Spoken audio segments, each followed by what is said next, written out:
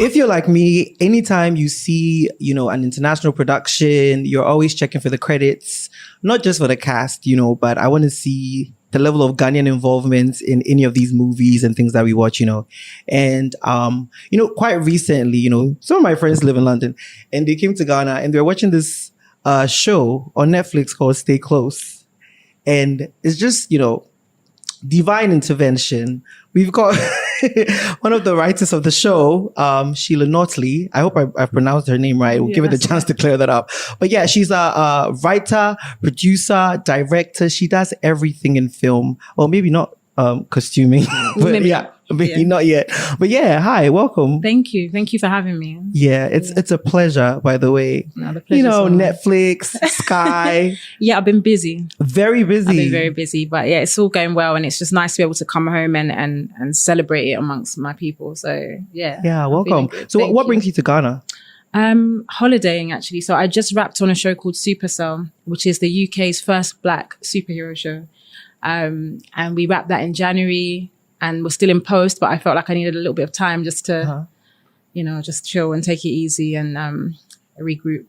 When is that coming out, by the way? Because I read the description, and it's kind of like, did you watch Misfits? Yeah. It's the like kids with the superpowers, right? Yeah. So I'm like, I really want to see it. Yeah, it's a similar vibe, but it's not going to be out until next year because it's quite a big VFX. VFX. Yeah, so we were shooting it. We started shooting in August last year, right the way through till January this year. And even from last year, people would see us on the streets and be like, okay, where can I see this movie? And it's like, it's a show and it's going to be a while. So 2024 is what we're looking at. Wow, so, fingers crossed. I can't wait to see it. It's a long stretch, but it will be worth it. In the UK, we're only now starting to see Black people and Black characters enter into these spaces like sci-fi, magical realism and superheroes. So, yeah, it's really exciting. So, I was trying to look into, your beginning, how you got into writing and stuff. I know you used to write poetry. Yeah. Oh, can you do a piece? Oh my God. Do you have anything off the cuff? Oh my God. Wow. I don't think I'd be able to even remember because it was such a long time ago. Right. But when you look back on your life and you see how like kind of God put you in certain positions and put you in certain spaces and you kind of can connect the dots. And it's funny, like I'd say I really started writing properly on a trip to Ghana. When I came here, I was 9 years old and I came with my family and I had like a little notepad and I just found myself using that notepad to start writing stories and poems. And what kind of stories were you writing about? 9-year-old, first time in Ghana? First time in Ghana, just everything. I think, to be honest, when I first got here, because in London, especially at that age, if people ask where you're from, say Ghana. Yeah. I hadn't been before. My Ghana was very wobbly. It still is sometimes. So I kind of saw I'm from Ghana. Right. And then I came here and then everyone's like, you're not from here. You're from London. Of course. So it was the accent, the food, some things I could eat, some things I couldn't eat. And it was a big realization that, oh, wow, as much as I'd identified as a Ghanaian, when I was here, I realized, okay, actually, the people here see you as a foreigner. Did they say Obroni? I didn't hear it, probably. But I didn't. That's something I've realized. Obroni is literally for Caucasians. Yeah, but I've realized Ghanaians still call, even if you're Black and you have an accent, you're a Ghan. I'm a Ghan, yeah. Are both parents Ghanaian? Yeah. Therefore, when I got here at that age and I was like, it was a bit of a culture shock because as I said, I identified as a Ghanaian. But being here, I realized I was kind of split in two. There's the Britishness of me and there was the Ghanaianness of me and I couldn't really separate them. So I just found myself in a very reflective space. I used to just sit there with my notepad and write my feelings, write my thoughts and write my stories. And that developed over the years until I find myself where I am now, still writing and creating characters and worlds. Yeah, you spoke about the Hydra. Yeah. You wrote, that was like the first... that was my first short film. That you wrote. And then it won you an award. Yeah, that's right. How does that feel like when you're trying something for the first time and you just win an award? It was insane, honestly, because it was such a passion project. I was studying at the time and me and two of my friends, we just had access to lots of kit because we were studying. So there were cameras, there's editing suite. So we were like, why don't we just make something? And we didn't really have a plan. It was just this kind of creative energy and we just all wanted to create something. And we didn't know really about film festivals. This was before YouTube even existed. So it was like, what do we do with this film? Was this 2008? This was, we shot it in 2007. Okay. Yeah. And And then we shot something, and then one of my friends, Shola, who's now he's doing really well, he submitted it to some film festivals. So, okay, what's what are we doing? about? What's going on? And then, lo and behold, we were at the BFI for the BFM Awards, and it won Best Film at this awards. And it was a moment, even just seeing it on the big screen, just the first time that something has gone from a concept to a reality, and then not just a reality that is to kind of disappear, but something tangible that people have loved and accepted and has moved them in some way. And I was like, this is what I want to do for the rest of my life. So it kind of like set the pace for you. Absolutely. Right. Everything that I write has some kind of, it comes from somewhere deep within. And sometimes that can be as deep as the fact, okay, I'm born and raised in London. It's about what I've seen and people I've met. But a lot of the time it goes much deeper than that. So for example, my feature film, Birdsong, has been with it's in development. It's been with the BBC for 3 years now, in development. Yeah, I was going to ask you about that. I saw that you are on your fourth draft. Yeah, I'm on my fourth You're draft. Your fourth draft? Yeah. How did you know that? I know everything. You know everything. Well, it's technically my fourth draft, but it must be my 100th, honestly. I started it in 2019. But that's completely set in Ghana. Right. Because it's, I've read the synopsis. Yeah. Because you were featured on Britlist. Yes, it was on Britlist. Can you tell the people what Britlist is? Right. So Britlist is like an annual list that's released in the UK of the top 20 unproduced scripts in the country. So that was a big deal. Because again, I'd written it like on spec. No one had commissioned it. I'd written it because I had this story I wanted to tell. And that's what I mean about, like, I hadn't watched lots of Ghanaian films or listened to much Ghanaian music, but I'd been here and I had memories here. I remember my grandparents and the stories my parents would tell me about them. And I very much had fallen in love with this country at a very, very young age. So this story was just on my mind and I wanted to tell it. So that whole film is set in Ghana. And I'd written it by, without it being commissioned. And then I had to pitch people to get it off the ground. And then, Britlist got a hold of it and they loved it and they put me on the list. Right. No, I was thinking Birdsong maybe had something to do with your life. Yeah, there's definitely aspect. Gosh, you are a detective. Because it says a young person comes back to Ghana, where she's from, to connect with, so that's what I was thinking. Yeah, no, definitely. Yeah. So it's you. No, it's not. Oh, God. Wow, no, don't worry. So no. I saw an old interview that you did where you said that you weren't really focusing or interested in mainstream. You wanted to do film. Right. And now... How long ago did I say? I think that was like 9 years ago. Okay. Yeah. And now you're pretty much mainstream, Netflix, Sky, all these things. Yeah. What would you say some of the difficult things about the job you're doing now, especially now that you're like in the mainstream and big budget? Yeah, that's a fantastic question. I think, to be honest, as like we continue in our careers and in our journeys, obviously our perspectives change. And I feel like 10 years ago, I hadn't done anything mainstream before. And I had a perception that if I entered into mainstream film and TV, that I would be restricted in terms of the kinds of stories I could tell. My voice being restricted. And again, just being in a space which is where you're a minority, like in the UK, Black people are a minority. Therefore, you might pitch a story. Like I was pitching Birdsong and I thought, are these people are they going to get it? Are they going to understand it? It's completely set in Ghana. And I tried to be as authentic as I could to this world. Plus, a lot of it is set in the past. Not too far, but set within the past 20, 30 years. So when you're pitching to people who may not necessarily understand, may not necessarily respect your vision, may not necessarily respect you, it's very tricky. So with independent film, you raise your budget and you go and do what you want and you keep that authority and that integrity. Does that mean it's typically the same in the UK as well, where the people, like the powers that be, are mostly Caucasians? Oh, absolutely. There are no Black people in the room that's making the decisions on whether we are picking this script. It's very slowly starting to change, but it's very difficult. And unfortunately, what's happening just within the past week since I've even been in Ghana, I've had 2 of my contacts say, you know what, I can't do it anymore because of that reason. It's very psychologically and emotionally draining, because as people who are storytellers, writers, directors, put their heart and soul into this.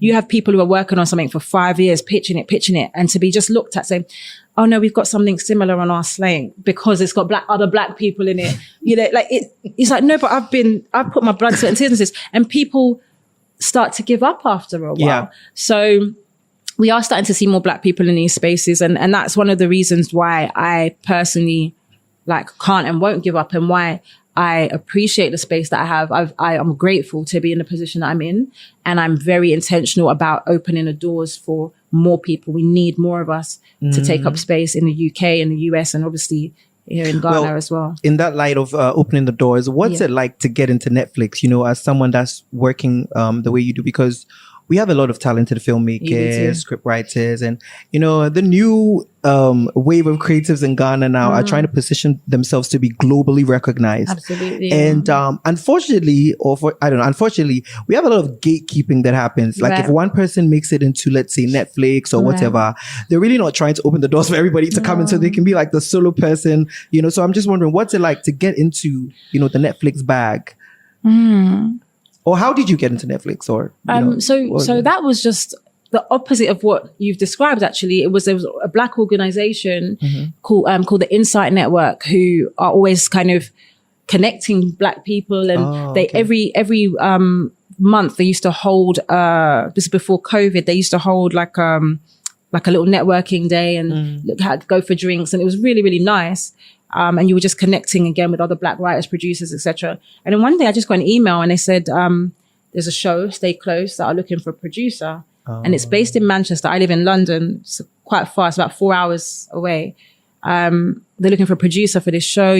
It said specifically, you don't have to relocate, but if you want to apply, you can apply. So I put myself forward and I said, okay, cool.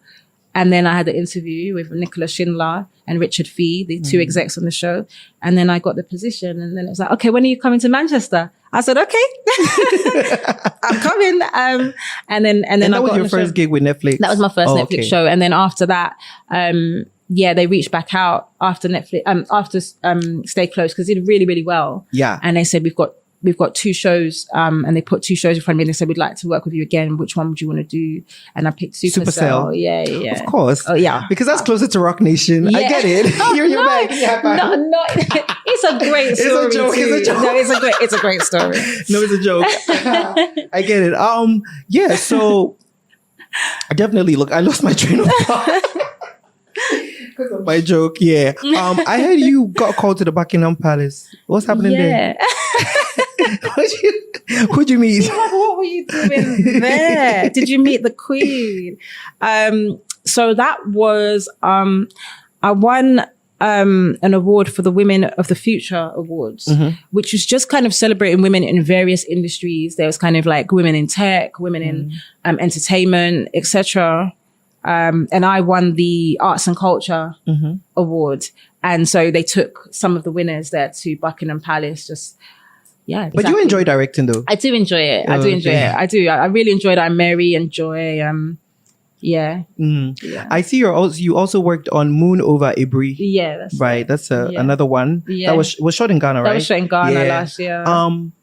Someone told me you worked with the little girl that was in Moon Over Ibri was in Blitz, Burial of Kojo. Right. Cynthia Dankwa. Really? Yeah. I've seen Burial of Kojo, and I think it's visually so stunning. Yes. Yeah. And I'm also intrigued and interested in seeing what she looks like now. Yeah. She taller. looks the same. She's just ever so slightly taller, but she still looks the same.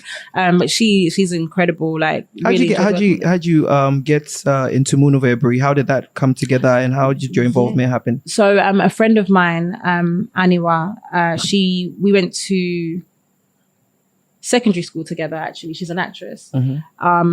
And she reached out to me and she said she had some projects that she'd been developing. And one of them was this beautiful short film written by an American writer named Kwame Dawes. And then, it was just kind of a no-brainer that after knowing each other for so long, let's come together on something that will bring us both home, because she's based in the UK as well and Kwame is based in America. And she sent me a few and it was like, this is the one. Within a few months, she raised the budget for it. And we came over here and shot it with a pug. A PAG. Yeah, a PAG. Oh, yeah. Exceptional talent. Incredible talent. Yeah. Incredible talent, incredible people. And that was also what was beautiful about the experience was not only was it a homecoming for me after being away for 10 years, but working with such talented cast and crew on that film. And then obviously the next step will be the feature, Birdsong. Yeah. So okay, so generally, do you think that you're ever going to do like a huge Ghanaian production, focusing on telling stories of the Ghanaian people here? Because when I look at Birdsong, Moon Over a Brie, it's mostly like someone coming from the diaspora reconnecting. I don't know, maybe Moon Over a Brie, I'm not so sure. Is two Ghanaians. Two Ghanaians? Yeah. Okay, well, shame on me. But yeah, do you look forward to doing more collaborations here in Ghana? Absolutely. Right? Absolutely. I like even with Birdsong, so the main character is a British Ghanaian who returns home, but everyone that it's about her experience here and meeting with her family, her cousins, her friends, and very much kind of this experience. But I could only tell it from the perspective of me, of someone who's come back home. Do you know what I mean? Right. But yeah, the more that I'm here, like I love Ghana and I'd love to work here more. So yeah, it's a no-brainer. And I think, as I was saying to you before we started the interview, like it's beautiful watching the whole world fall in love with Ghana. It's like, what took you so long? Yeah, like, they're catching up. They're just catching up. And I'm like, okay, this used to be my little secret place for me. Like all my friends didn't know about it. Now they're all here. They're out here partying. Even in April? Oh, they're here all the time. Coming in and out. People are moving out here. But I love seeing people fall in love with this place and see it kind of take its position amongst one of the greatest countries in the world. Okay. So my last question to you is going to be a bit of a cliche, but for anybody that's looking to take writing, film writing, producing, and even directing seriously to a level where they could also be global and work for, Amazon, Netflix, what would you say they need to work on? Or what should they be paying attention to? I'd say two things, like actual living life experience. When you spoke about life challenges, obviously we laughed and we joked and all of that, but I feel like to actually write, you have to have something to draw from, like to write about love, you have to have fallen in love. You have to have felt love. True. You know what I mean? You have to have felt heartbreak. You have to be able to have experienced the spectrum of emotions to really write it in a way that will connect and people will say, yeah, I felt that. So to actually like close your laptop, put your phone away, and live, like travel, meet people, hear people. You might go to a cafe and hear an old woman speak, and that's a character in your story, or that's a line or a location. Like you have to live in order to write. You have to meet people in order to create characters. And then second to that is to study the art of it. Because I feel like the generation that, I'm going to sound like an old woman now, but the next generation that's coming up, everything's so quick. I think social media puts so much pressure. It's like now. I want to be Netflix. I need an agent. I need this. I need that. Like hone in on your skill and everything will come to you. Hone in on your talent and agents are going to come in and say like, who are you with? So I feel like actually studying the art of it. Don't just be in a rush, but like if you are like anything that's valuable, you want to understand it. There's a craft to writing, there's a craft to directing. So just in order to be the best you can, study your craft and live your life. True. Yeah. Definitely study your craft, live life so you can get experiences to actually write about. Exactly. And definitely. This was a fun interview. I hope you enjoyed it. I had a really good time. Very insightful. Thank you. Thank you so much for coming by, Shiela Nortley. Thank you for having me. What's your Ghana name in the middle? Na Ashiokai. Na Ashiokai. Yeah. Okay. Yeah. I don't know what it means. He said I don't know what it means. Yeah. But so it's the third. I'm the third daughter. Oh, okay. So, yeah. All right. Well, thanks for coming on Sincerely Accra. Thank you for having me. Okay.